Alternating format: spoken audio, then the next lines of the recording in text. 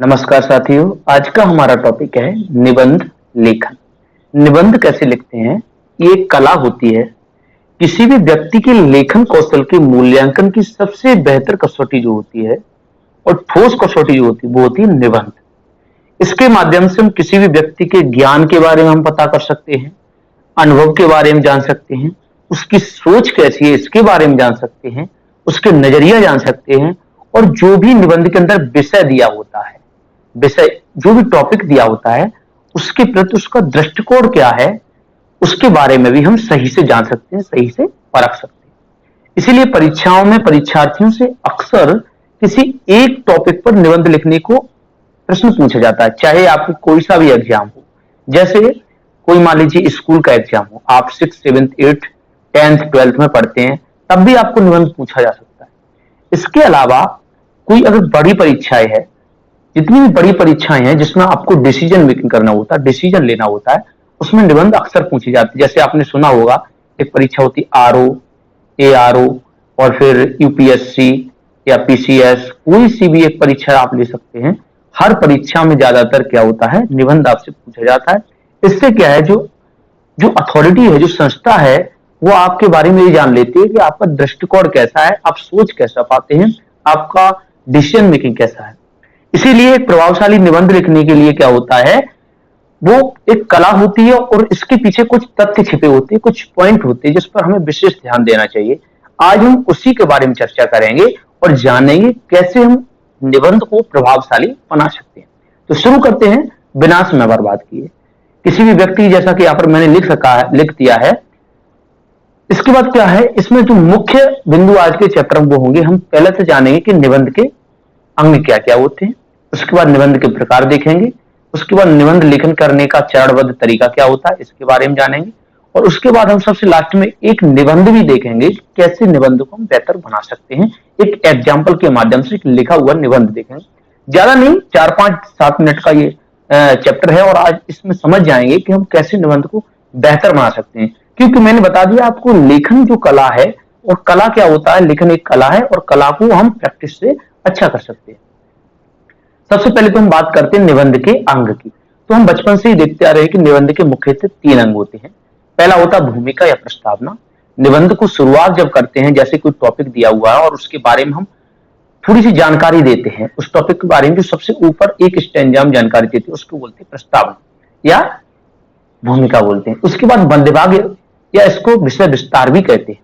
जब वो जिसके बारे में हम थोड़ी सी जानकारी देने के बाद कोई भी टॉपिक दे दिया, मान लीजिए आतंकवाद दिया हुआ है, तो अब आतंकवाद के बारे में ऊपर से लिख देंगे कि कैसा आतंकवाद होता है और किस प्रकार से आतंकवाद बढ़ता है। थोड़ा थोड़ा इसके बारे में लिखने के बाद फिर इसके बाद मध्य भाग में आपको बड़ा चढ़ाकर लिखना, पूरा विस्तार से लिखना है कि आतंकवाद किस प्रकार के होते हैं और देश के अंदर आतंकवाद कौन कौन से रीजन में है।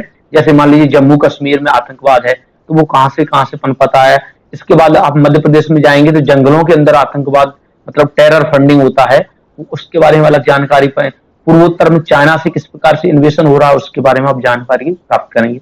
इसके बाद आपको लिखने का आता है उपसंहार या निष्कर्ष। जब भी आप पूरा कोई टॉपिक विस्तार कर देते हैं उसके बाद इस पर निष्कर्ष लिखा जाता है कि इसका अंत भाग जो होता है उसको बोलते हैं निष्कर्ष। यानी कि हम, जैसे हमने आतंकवाद का ही टॉपिक लिया तो लास्ट में हम लिखेंगे कि इससे हम कैसे निजात पा सकते हैं, गवर्नमेंट इस पर किस प्रकार से नई नीतियां बना सकती है और एक आम आदमी इससे छुटकारा पाने के लिए, इसके निवारण के लिए क्या कर सकता है, इसके बारे में आप लिख सकते हैं। इसके बाद होता है अब निबंध के प्रकार जो होते हैं वो किस प्रकार के होते हैं। निबंध के वैसे कई प्रकार होते हैं लेकिन मुख्यतः हमने यहाँ पर 4 प्रकार बताए। पहला है वर्णनात्मक निबंध। जो वर्णनात्मक निबंध होता है, इसमें क्या होता है कि ये वर्णनात्मक निबंधों के अंतर्गत स्थान, व्यक्ति विशेष, ऋतु विशेष आदि का इसमें वर्णन किया जाता है। जैसे कोई ऋतु है, अब आपके पास जैसे छोटी क्लासेस होती हो जब, तो बसंत ऋतु पर आप लिख दीजिए, ग्रीष्म ऋतु पर आप लिख दीजिए, गर्मियों के बारे में लिख दीजिए। तो ये क्या है, ये छोटी क्लासेस की निबंध अक्सर ये पूछे जाते हैं। इसके बाद होता है भावात्मक। भाव मानी सीधी सी बात है, फीलिंग आपकी क्या है, इमोशंस क्या है। तो भावात्मक निबंधों में कुछ ऐसे विषय होते हैं जिनमें भावों की प्रधानता होती है। जैसे क्या है, सूक्ति दी होगी आपको, लोकोक्ति दी होगी। जैसे आपने कई बार सुना होगा कि परहित सरिस धर्म नहीं भाई, या फिर झूठ बराबर पाप, झूठ बराबर पाप, इस पर निबंध लिखिए। ये बड़ी क्लासेस में भी आ जाता है। जो बड़ी क्लासेस होती हैं या कोई मान लीजिए कोई बड़ी एग्जाम है उसमें भी आ जाता है इस प्रकार का। तो इसमें क्या झूठ बराबर पाप। तो अब आप समझ सकते हैं कि झूठ बराबर पाप क्या है। पहले इस टॉपिक को समझिए, उसके बाद इसके बारे में विस्तार से आप लिखिए। इसके बाद होता है व्याख्यात्मक निबंध। व्याख्यात्मक निबंधों में क्या होता है, इस प्रकार के निबंधों के अंतर्गत तथ्यों के आधार पर विषयों का विश्लेषण अथवा व्याख्या की जाती है। जैसे आपने क्या है, आपको टॉपिक दिया है भारत की अर्थव्यवस्था। क्या दिया है? भारत की अर्थव्यवस्था। अब ये क्या है, जब अर्थव्यवस्था टॉपिक आ गया तो आपको मालूम है इसके बारे में थोड़ी जानकारी होनी चाहिए, तो आप व्याख्या करके इसको लिख सकते हैं। इसी प्रकार को इसको व्याख्यात्मक या विश्लेषणात्मक निबंध भी कहते हैं। जैसे अंतरराष्ट्रीय संबंध है या फिर आतंकवाद का मैंने जो बताया था वो भी एक टॉपिक है। सबसे अंतिम और ये ज्यादा इंपोर्टेंट नहीं है, ये है वर्णनात्मक निबंध, सॉरी विचारात्मक निबंध। विचारात्मक निबंध के अंदर क्या है, विज्ञान है, जैसे विज्ञान के बारे में या फिर टेक्नोलॉजी के बारे में, इस प्रकार की जब निबंध लिखे जाते हैं तो ये क्या होते हैं, विचारात्मक, यानी कि इसमें विचार किया जाता है। अब क्या है, लेखन का चरणबद्ध तरीका क्या है। इसमें तो हमने ये देख लिया है कि निबंध के कौन कौन से प्रकार होते हैं। अब ये टॉपिक के बारे में बता दिए, कौन सा टॉपिक कौन से अंतर्गत आता है। और सबसे इंपोर्टेंट है, लेखन का एक चरणबद्ध तरीका क्या होता है कि हम लेखन को कैसे बेहतर बना सकते हैं। सबसे पहले तो जो आपको शीर्षक दिया होता है उसका सही से अध्ययन करो कि ये कहना क्या चाहता है। जैसे मान लीजिए आपको टेररिस्ट के बारे में बताना है, टेररिस्ट की, तो आप सबसे पहले तो ये समझिए टेररिस्ट होता क्या है, आतंकवादी होते क्या है, उसके बारे में थोड़ी सी जानकारी होनी चाहिए। अब ये नहीं है कि अगर आपको आतंकवादी के ऊपर दिया हुआ है और आप लिख रहे हैं डकैती के बारे में, चोरियों के बारे में, मोहल्ले में चोरी हो गई उसके बारे में, नहीं। आतंकवादी अलग चीज है, आतंक अलग चीज है और चोरी अलग चीज है। ये दोनों के दोनों अलग टॉपिक है। तो यानी कि शीर्षक जो है आपका अच्छे से पढ़ा हुआ होना चाहिए। इसके बाद आपको दिमाग में प्रारूप तैयार करना है कि हमें शुरुआत कैसे करनी है, बीच में कैसे लिखना है और अंत में कैसे लिखना है। इसके बाद क्रमबद्धता होना बहुत जरूरी है। जैसे एग्जाम्पल मैंने आतंकवाद का ही दिया है, जब शुरू में आप लिखेंगे तो इसकी थोड़ी सी जानकारी होनी चाहिए, इसका थोड़ा सा नॉलेज होना चाहिए। और ये क्या है, जो प्रस्तावना आप लिखेंगे तो उसमें क्या है, थोड़ी सी इसकी जानकारी डालेंगे। उसके बाद मध्य भाग में इसका पूरा विस्तार करेंगे और जो लास्ट में जो लिखा जाएगा निष्कर्ष, उसमें क्या लिखेंगे, आपको लिखना यह है कि हम इससे निजात कैसे पा सकते हैं, इसका निवारण क्या है, इसका नुकसान क्या है, इसके बारे में। इसके बाद भाषा शैली और जो शब्द चयन है वो उपयुक्त होना चाहिए, यानी कि जो आप शब्द डालते हैं वो सरल होनी चाहिए। ज्यादातर निबंधों में क्या होता है कि लड़के कठिन से कठिन या जो विद्यार्थी हैं वो कठिन से कठिन शब्दों का प्रयोग करते हैं, जिससे कि निबंध बहुत ज्यादा कठिन हो जाता है और सामने वाले को समझने में उसमें दिक्कत होती है। तो निश्चित तौर पर इसको आपको निश्चिंत कर ये होना चाहिए कि आपको जो शब्द चयन है वो बहुत सरल होना चाहिए, भाषा शैली सरल होना चाहिए, जिससे कि एक आम व्यक्ति भी आप कहना क्या चाहते हैं इस बात को समझ जाए। निबंध लिखने का मतलब ये नहीं होता कि आप कठिन से कठिन शब्दों का प्रयोग करें। निबंध को और खूबसूरत बनाने के लिए आप उसके अंदर मुहावरे वगैरह का प्रयोग करते हैं। आपको मुहावरे पता हो, आपको लोकोक्तियां पता हो, यदि आपको उससे संबंधित कविता पता हो या आपको उससे संबंधित कोई कोटेशन पता हो, आप उसको डाल देते हैं तो वो निबंध और भी खूबसूरत बन जाता है। इसके बाद शब्द सीमा बहुत उपयुक्त है। अगर आपको बोला है कि आपको 150 शब्दों में लिखना है तो 100 से लेकर 150 के बीच में होता है, सॉरी 120 से लेकर 150 के बीच में हो जाता है, ये सबसे उपयुक्त है। अब 150 से 170 चला जाता तो भी कोई बात नहीं, अगर 150 से 200 चला जाता है तो मान लीजिए कि आपका इंप्रेशन चेक करने वाला एग्जामिनर है उसके ऊपर खराब जाएगा, उसको लगेगा इस व्यक्ति को अपने शब्दों के अंदर सीमा नहीं है और ये कुछ ज्यादा बड़बोला एक्सट्रोवर्ट टाइप का पर्सन है, तो आपका इससे क्या इंप्रेशन खराब होता है, मार्क्स कटते हैं।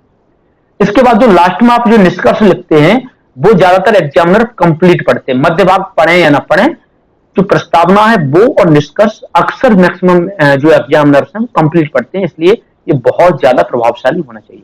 अब हम लास्ट में, ये हो गया हमारा लेखन का चरणबद्ध तरीका क्या था, इसके बारे में जान लिए। अब लास्ट में और अंतिम सबसे इंपोर्टेंट है, उसको हम समझेंगे एक एग्जाम्पल के माध्यम से कैसे लिखते हैं। ये मैंने थोड़ा सा निबंध हल्का सा लिखा, ज्यादा नहीं। राष्ट्र निर्माण में जो नारी का योगदान है उसके बारे में थोड़ा सा लिखा है। अब देखिए शुरू में यहां से लेकर यहां से क्या है, हमने एक वो लिखा है, एक प्रस्तावना लिखी है। इसमें कुछ शब्द गलत हो सकते हैं क्योंकि मैंने टाइपिंग जल्दी में की थी, तो हो सकता है कुछ गलत हो, तो उसको आप माफ करिएगा। तो शुरू करते हैं। जैसे नारी में राष्ट्र निर्माण में नारी का योगदान, राष्ट्र निर्माण सीधी सी बात है, देश के जो प्रगति है जो देश के अंदर उन्नति हुई है उसमें नारी का क्या योगदान है, इसके बारे में हमें जिक्र करना है इस निबंध के अंदर। तो क्या है, किसी भी राष्ट्र के निर्माण में उस राष्ट्र की आदि आबादी अर्थात स्त्री की भूमिका से इनकार नहीं किया जा सकता है। भाई देखिए, कोई भी राष्ट्र क्या महिला और पुरुष से मिलकर बना होता है, इधर पुरुष इधर महिला, यानी कि आदि आबादी जो होती है वो पुरुष होगी और आदि होगी महिलाएं। तो अगर कोई देश 100% क्या करता है, उन्नति करता है, तो उसमें 50% महिलाओं की भागीदारी होनी चाहिए। तो यही लिखा है मैंने कि किसी भी राष्ट्र के निर्माण में उस राष्ट्र की आदि आबादी अर्थात स्त्री की भूमिका से इनकार नहीं किया जा सकता है। आदि आबादी यदि किसी भी कारण से निष्क्रिय रहती है तो उस राष्ट्र या समाज की समुचित एवं उल्लेखनीय प्रगति की कल्पना भी नहीं की जा सकती है। इसमें मैं ये कहना ये चाहता हूं कि अगर मान लीजिए आदि आबादी निष्क्रिय रहती है, महिलाओं को कोई काम नहीं मिलता है, उनको समाज के विकास में कोई अधिकार नहीं दिया जाता है, तो उस समाज का जो है उल्लेखनीय अच्छा विकास नहीं हो सकता है। हमारे यहाँ शास्त्रों में भी कहा गया है कि जहां नारी का सम्मान होता है वहां देवताओं का निवास होता है, यानी कि यत्र नारी रमन्ते तत्र देवता, ऐसा कुछ है। यत्र नारी पूज्यन्ते तत्र देवता रमन्ते, ये है मतलब एक श्लोक टाइप का है। तो यहां मैंने वो डाला है, आप संस्कृत का भी लिख सकते हैं, यानी कि जहां महिलाओं का सम्मान है वहां देवता निवास करते हैं। भारत की कुल जनसंख्या, उसके बाद क्या, ये मध्य भाग हो गया शुरू, यहां पर आपको विस्तार करना है। भारत की कुल जनसंख्या में 39% कार्यशील जनसंख्या है, जिसमें लगभग 1/4 महिलाएं हैं। कृषि प्रधान देश में कृषि कार्य से सक्रिय भूमिका या यहाँ पर अदा करते हुए स्त्रियां प्रारंभ से ही अर्थव्यवस्था का जो है आधार रही है, अधरब नहीं है, आधार रही। लेकिन पुरुष प्रधान समाज में महिलाओं के कार्य का कभी उचित रूप से आर्थिक मूल्यांकन नहीं हुआ है।